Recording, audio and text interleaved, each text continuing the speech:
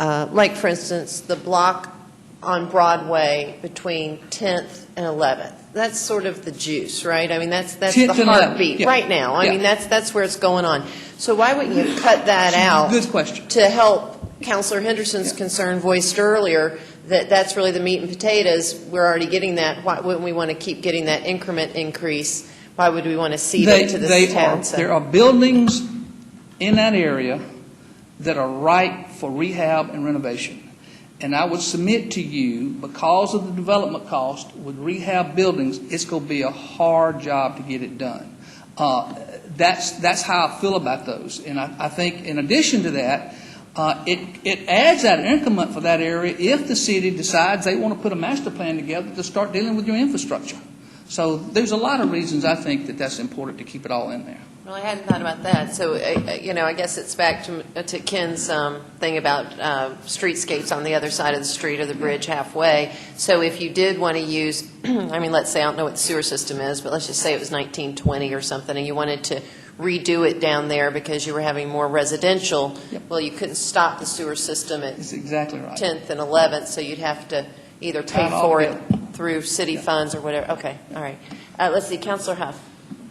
Yes, Mr. Bishop, I'm on the same page, same type of question. That's been my concern the whole time. The TAD is supposedly put in place to trigger development, Right.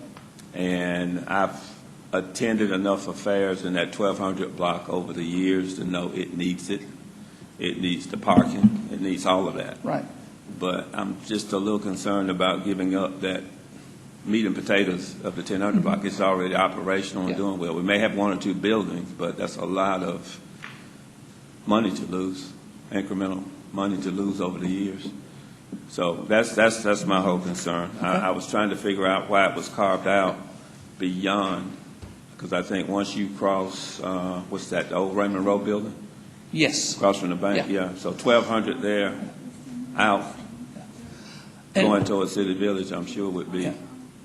And I think those are great questions. I would say to you again that the infrastructure in that entire area from First Avenue, 11th, 12th, from Broadway across is 100-plus years old. And at some point in time, the city is going to have to come up with funding to deal with that. And I would say to you, with some strategy and some things put in place, you could develop a master plan that it could be supported by proceeds from the increment of this TAD district.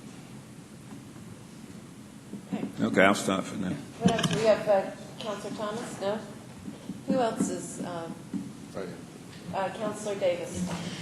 Mr. Bishop, you have the patience of Job, and as long as I've known you, that's been one of your best Thank you. character strengths, and I really appreciate that. Thank you. Thank you for being available. I think I was in your office next morning, wasn't I? You were. Last week. And I apologize. Forgive me if last week, or no, it's been about 2 weeks ago, I might have got a little excited, but I felt like I was on the opposing team's 25-yard line, but quickly caught up on the 50, and today I feel like we're on the 10 and moving towards the 5, and, we're making progress. So that's good. And we can do it in a short amount of time. But I really want to thank you for being available and just willing to reach out and work and putting all the time and energy and all the folks around you that certainly are involved from a peripheral as well. And they have stakes in it as well as the city. Thank you. Yeah, sure. Well, again, I mean, our focus the next few weeks is with Ken's assistance is to provide staff and the elected body all the information that you need so that you can make a good decision, hopefully, on December the 15th. Ken, do you want to see some of the information that Ken has already? You have a lot of it in the packet that we gave you. It's got the boundaries for each one of the areas. If you have some questions for Ken, he's available. Let's see, Councilor Thomas. I'd like to hear from Mr. Anderson and Ms. McKnight about their districts. We've heard a lot about Uptown, but haven't heard from the others, and I'd just like to hear a little bit from them. Thank you, Ms. Thomas. I'm kind of like y'all earn your check here. I know y'all done here this long every day. I hope this ain't like this all the time. But anyway, we're very proud to be a part of this particular TAD initiative. And we at the Liberty, as you well know, that area has been basically barren for years. I'm not sure what happened to cause it that way, because I grew up in that area and it was just the life of our city, especially in our black community. And I don't want to put it on something that I can't prove, but I do believe that we have an opportunity to grow it again. The major thing that's happening down there now, as you might well know, is that the Housing Authority has taken out the back end of Booker T. Washington Apartments, and they're going to build some new units down there to match out Arbor Point and places like that. And then they're going to take out the front part. Now, the front part is interesting, because that seems to be, it's right on Victory and Veterans. And of course, we see just all kind of opportunity, because from what I understand, they're going to put that property up for sale. And listening to all the discussion here, I can just visualize all kind of economic growth down on those 2 or 3 blocks in that area. Then already I understand that there are some areas very close to where we are now that have already been purchased, and building is getting ready to get started on them in that area. 2 things I really am concerned about is that we want to have some kind of design for what goes in there and what comes to you guys for putting in there. So what I did initially, I sent out a letter to every stakeholder in the district, in that Liberty district. I sent out a letter to them and asked them to come to a meeting at the Liberty a few months ago to discuss how we can go forward with that. I didn't get a lot of response, but we got some, and we're on the process now redoing an old plan that the city has helped with the Liberty district. So we are going to be doing something like that. But I can see, just in my own vision, a hotel across the street from South Commons and A.J. McClung and the Civic Center. I can see that bridge coming all the way across, that pedestrian bridge, because we included that area. Not only that, we included the dock areas down there. We included the Claflin area up on the north side. We wanted to make sure that we didn't leave any area out that we thought could possibly have some development or redevelopment activity involved in it. So we were very cautious about that. It's a little bit bigger than the original Liberty District, but it didn't really change anything, because most of the land in that area is unoccupied or just sitting vacant. So we're very proud to be a part of it. We want to continue to work on it. Again, like I said, I see just a lot of activity coming down in that area. I don't have any idea about any project that is out there directly, but I do believe that a good business person can see the opportunity of putting in some businesses down on that probably the most traveled road in Columbus, Georgia, and that's Victory and Veterans. Right. So we're in all the way, and looking forward to an easy approval on this. Thank you. Any questions, though? Yeah, we got Councilor Woodson and then Councilor Huff. Sure. Robert, just want to go back. The stakeholders that you invited to the meeting. Yes, ma'am. Were some of those stakeholders, some of the individuals that had a high opinion of what plans the city had in the past when we went into that controversial issue we had? You know, I hate to say it this way, but the stakeholders come to meetings like that just like they come to your city council meeting. Okay. We had 3 people there. Okay. And they were very interested in what we were planning on doing, and I invited both of them to be a part of the plan to do some restructuring of our whole district down in that area, and they've agreed to do so. So we're moving in that direction, but that was nothing beyond that. Okay. Can I ask you a favor? Sure.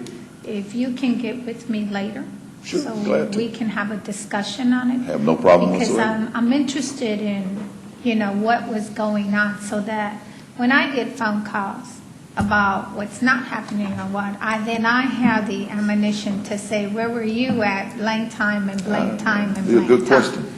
So, because with this opportunity here now, there is a lot of great opportunities. And I know during the discussions that we had in the past, there were investors. So I don't see the reason why the potential investors that were mentioned in the previous meetings wouldn't be interested now. So that's the reason why that I would really like to sit down and speak with you and be a little bit more involved, because, you know, I hear one thing on this side and I hear another, and I want to be able to balance the two, and I want to do like I do to my kids and my employees. Well, where were you at this time? Yes, I ma'am. know you got an invitation, you know, why weren't you a part of it? Because in these things, you got to put personalities aside, and the power strength is to make the place better if that's what your dream and goal is. And I learned in politics really, really quickly, it isn't who brings it, it is that it gets completed. Because I can bring a project and doesn't hold feet, but Pops can bring that same project and it will bring feet. So the thing is, let's get the power struggles out of here and let's start working to the real development of the Little Reed Theater. Thank you. And that's my reason why I want us to talk, because I want to make sure, because I'm the one that's going to be pulled here and there, and I want to have my ducks in order to be able to answer those questions. Yes, ma'am. I'll do that. Thank you. And thank you for sticking with it. No problem. Because it needs to be done. No problem. All right, we got Counselor Huff. You turn on his mic, please. Yes, sir. And turn off Counselor Woodson. Thank you, Mr. Anderson, for being here and all that you do. I want to make a comment based on the meeting. I know it was done with all intentions of having everyone there, but the meeting was right after a holiday. That's why it was poorly attended. I know you didn't know that, but it's been a discussion since then. It was right after a holiday. And a lot of people were just coming back in from the holiday, and that's why the meeting was not well attended. But the boundaries look good. I'm just real interested in the actual projects coming. I've mentioned that several times before, that we have a real plan of action, you know, at going forward, that we get all the stakeholders together and all interested parties and get developer, plans, projects, things of that nature, so that we are in the loop like you are now. Everyone's here, everyone's talking, and that the Liberty District can get off the ground running just like the rest. Looking forward to it. All right. Counting on your support. All right, thank you. All right. All right, we've got Mayor Pro Tem. I just want to say thank you, Mr. Anderson, for sticking in there with the Liberty Theater District. We've been looking at that, I know, for over 28 years. And we'll look for a while, we'll work on it, and then it goes away. Then it comes back and goes away. But hang in there. Don't let anybody stop you. Yes, ma'am. You're going to get criticized. That's okay, Yes, ma'am. because it deserves the same treatment as any other district in the community. I agree. Thank you. Thank you very much. All right, let's see, Counselor Davis. Mr. Anderson, I did want to say, that's okay. That's all right. I do want to talk with you or talk with Mr. Blakely, whomever, but when I talked earlier about where I need to get comfortable would be, actually it pertains to the Liberty District. We got the boundaries in the Liberty District, City Village, and Uptown. My concern is with the manufacturing that's been added in, and then South Commons. Those are my two concerns. But I'd like to be able to have that discussion with you.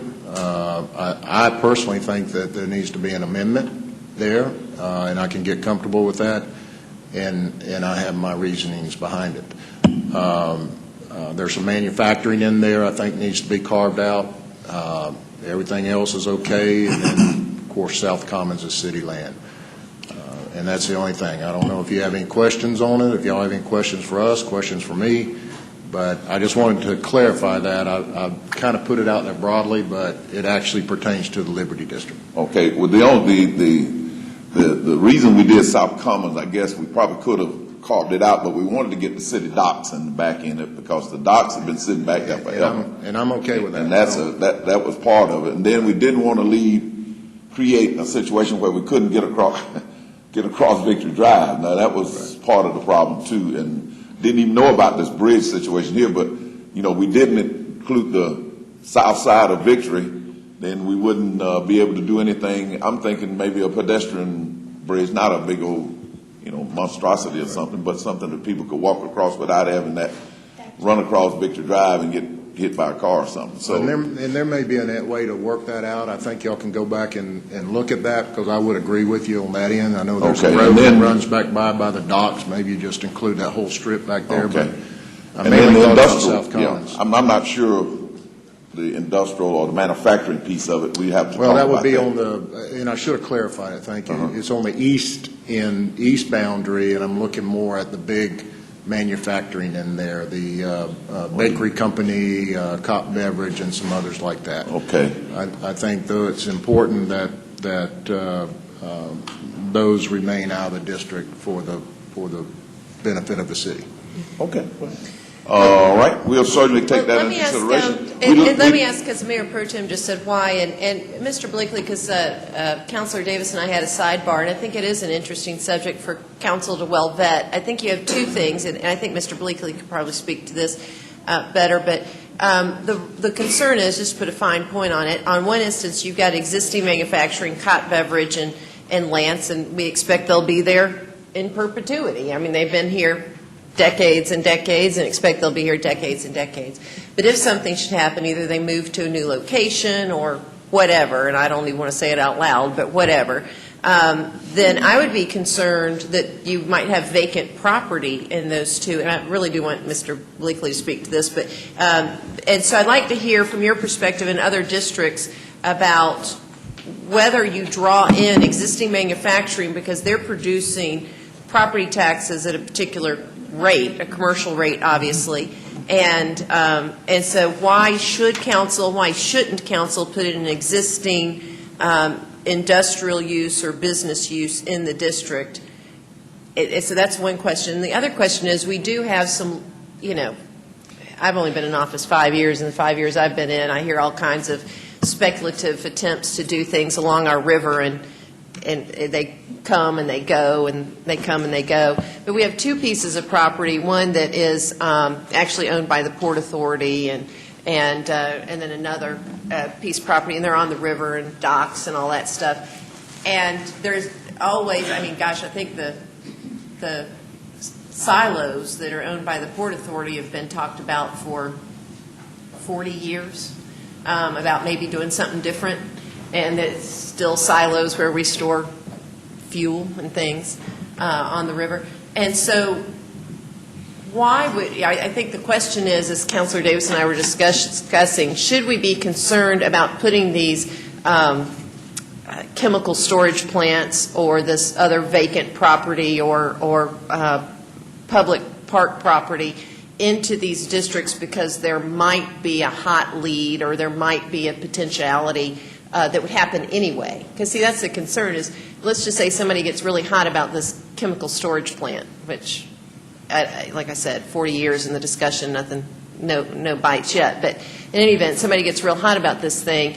Well, if they were going to come in anyway, should we make them a TAD? If they were going to come in anyway, now, so are we losing gravy because we include them in? So I think we need to work through that. I mean, I would think a couple things. On the manufacturing front, the rule in economic development is you either grow or you die. You don't stay stable. So if you're a company, you're either expanding or you're contracting.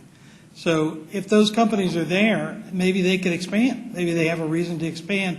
That TAD could be a tool to help them to expand their facilities. Maybe their sewer's inadequate, whatever the issue. Because often companies come to you. We did a deal with General Foods out in Covington, and they said, we don't have enough water capacity, so we're going to go to another city.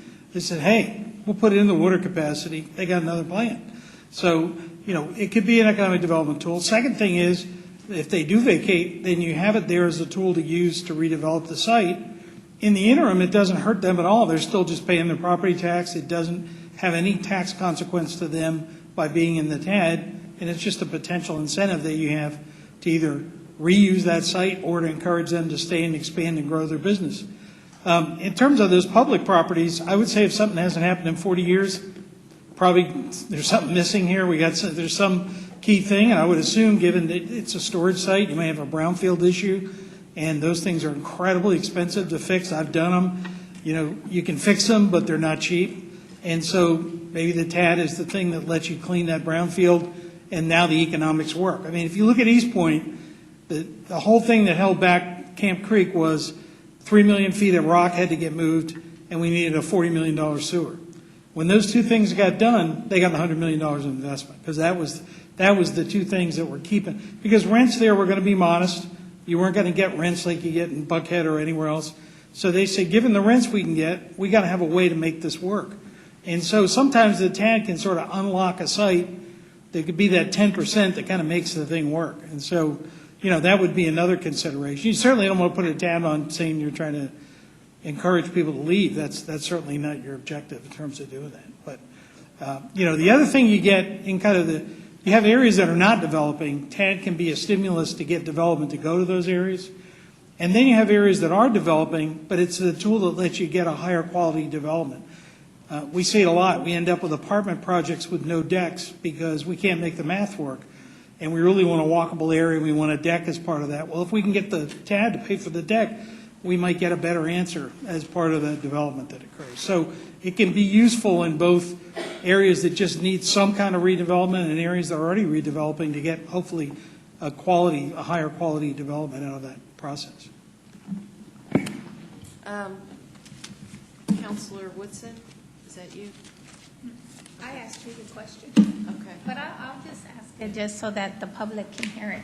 I was just confirming with the mayor that in these districts, while we will lose that percentage for let's say 25 years, but let's say we take a district and we pay it quickly, the analogy that you use of buying a home, then that tax revenue will come back to the city, correct? Once all the debt is paid off. Is that correct? Well, no, the future tax is paid. The future tax. If you spent the money, it's spent. Right. But any increase that the example would be in this district, you have a total assessed value. I think I'm doing this from memory. I think it's 114 million, I believe. Yes, the current value of all three TADs is 114 million. The proposed development that we're talking about could be 550 million. So you're talking about a fourfold potential increase over 15 years. Growing at 1 or 2% a year, you're going to be 100 years out before you get there. So what you're trying to do is invest some of that incremental, that 1 and 2%, and actually new projects to jumpstart that tax digest. Then when you burn off the TAD, instead of sitting on $100 million assessed value, you're sitting on $300 or $400 million. That's the kind of catalytic change you're trying to create. If you can do that, then if you think about, and during that period, you're not freezing property tax on real property, you're not freezing sales tax, you're not freezing East Bluffs, you're not freezing lost any of those dollars. You're getting those as new retail generates new spending, all that happens, you're getting all that revenue. All you're freezing is the ad valorem piece of that. You need to be careful about using the word freeze because that means something else in Muskogee County. I just want to tell you. Oh. But what you're doing is you're limiting the property tax revenue to the city. That's correct. Right. Right now, the value of this total area is, it looks to us, you get about $2.5 million of taxes. You will continue to get that $2.5 million all through the period. You would cap our take. Yes, at that and you're getting digest that level. money, that's not changing. Yeah. It's only the growth on that money. Okay. All right. Mr. City Manager? They want to hear from City Village. Oh, I'm sorry, Marquette. Okay. I wanted to reiterate what Richard said about thanking y'all for the hard work that this is. I've been working or learning about TADs for probably 15 years and still find a lot to be learned about them. And as we're trying to define them for our city, I do think the devil is in the details, and I appreciate the questions. It's also very complex, and I don't think that without tons and reams of knowledge on these TADs that a person who's not involved in the process of this can necessarily understand it. and really it's why we elected y'all. I mean, I tried to vote for all of y'all, but clearly that wasn't allowed, but for those of you I did vote for. But I mean, it's why we elected y'all, to ask the hard questions and to vet this process as you're doing. For City Village, one of the big exciting things coming up is that on December 8th, you will actually hear from the master planner, and we will be presenting our master plan to council for their approval to move forward. Some of you have been at our very public meetings that we've had over the last few months, and we're moving forward on that. We do not have anything that is a definite at this point, although we do have City Mills that definitely something is going to happen at City Mills, and what this might mean to the further development of that property, as well as the rest of City Village and Second Avenue, which is really important to include. As Justin, I got to give Justin credit there, he was the one who realized that we needed to include for City Village that goes all the way up, includes the Bibb, goes over to and up to Third Avenue, so that we can get the entire cityscape of Second Avenue. We like to say a lot of times to Richard that we are City Village is the housing stock, so to speak, for Uptown, which desperately is going to need more housing stock. And so we, and I would imagine the Liberty District as well, will be providing a lot of that. And these TADs will enable us to do some of the work that needs to be done to get there. Again, we appreciate your interest and your due diligence in working this through and helping us make this a reality for the good of our community. And I know y'all have more questions, and if you've got any questions or anything, please feel free. You've got Richard's phone number, mobile number. Just call him, and he'll be glad to answer. Thank you. Question. Councilor Huff. Ms. McKnight, question for you, not for the rest of them. I'm sitting here having 2 or 3 questions pop up in my head.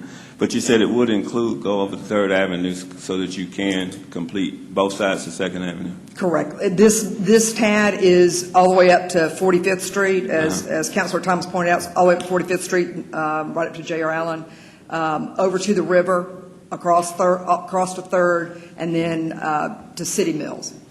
Okay. And is it possible that you can get us documentation sooner than the 8th? Pardon? You said we would be getting a presentation or documentation on the 8th? You'll be getting the master plan for City Village, separate from the TAD. Oh, completely. separate from the I mean, TAD. Ken's providing the documentation for the TAD, but the master plan for City Village, which you've been hearing about for about a year, right? And maximizing your investment in that, but that's the master plan for City Village, which would have some of the potential projects in it, but we're not asking about the projects now. We're just asking about the TAD districts. Will we have to vote on anything from that presentation the following week? I think y'all are only voting to adopt the master plan. It's 2 different things completely. The master plan that she's talking about has nothing to do with this. I'm saying none of that she's presenting on the 8th will be a part of the TAD. No. Okay. Well, it's the master plan for City Village. There may be some opportunities for us to look at for a project for City Village in the TAD, but it has nothing to do with the TAD district. Does that make sense? I know, but I mean, the TAD district is just the boundary piece. I'm Correct. I'm speaking of the projects. There's nothing we need to look over. Correct, which y'all will vote on if y'all decide to, if a developer comes forth and has a project within City Village from the master plan, y'all would be voting on that and vetting that at a completely separate, different time. I'm saying there's nothing in there that we could benefit from having it on the 1st versus the 8th. No, it won't be ready till then. Okay. So, no, and they wouldn't be involved in it anyway, so. Okay. All right, thank you. What, City Manager, and then, did you want to clarify something? Councilor Woodson? No, after her, after I Councilor. just want to make sure we don't get confused, with the 2 projects. It's two separate projects, because we've been talking on the TAD for so long, and we're working on that. I don't want to confuse the 2. I wanted to stay very clear that that is the master plan, just like if we created a master plan for Uptown Columbus. Correct. Or the Liberty Theater. It has nothing, absolutely nothing to have to do with the drawings of the districts for the TAD that we're talking about today. what I understand is that from that master plan, some things can be used, but that is not part of the TAD, showing the district. Yeah. Nothing in there we will have to vote on, just coming from there. No. Because we don't want to